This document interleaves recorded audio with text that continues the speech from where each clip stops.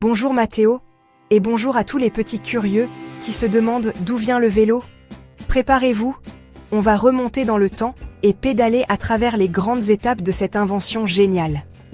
Il y a plus de 200 ans, un monsieur allemand nommé Karl Drais a inventé quelque chose qui ressemblait au tout premier vélo, mais sans pédale.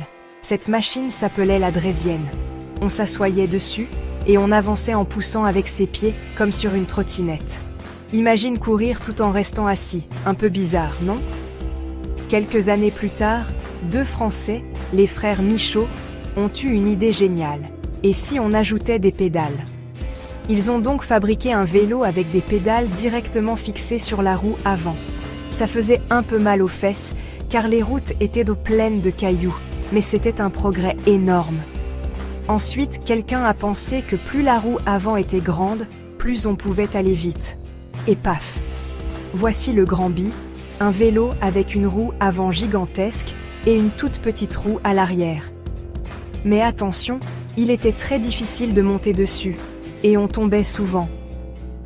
Pas très pratique pour une balade en famille. En 1885, un monsieur anglais nommé John Kemp Starley a créé un vélo qui ressemblait beaucoup à ceux d'aujourd'hui. Les deux roues avaient presque la même taille, et une chaîne reliait les pédales à la roue arrière. On l'appelait le vélo de sécurité parce qu'il était bien plus facile à utiliser. Ensuite, un autre monsieur, John Boyd Dunlop, a inventé les pneus remplis d'air. Fini les secousses sur les chemins de terre. Les pneus gonflables ont rendu les balades beaucoup plus confortables. Au fil du temps, le vélo est devenu de plus en plus populaire.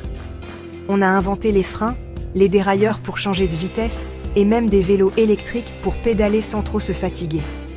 Aujourd'hui, il existe des vélos pour les courses, les balades et même pour faire des figures acrobatiques.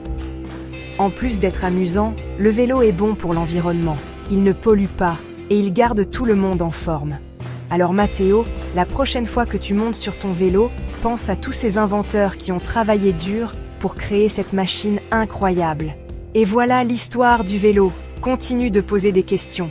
Et avec l'accord de ta maman, abonne-toi pour découvrir plein d'autres histoires incroyables. À bientôt, petit curieux.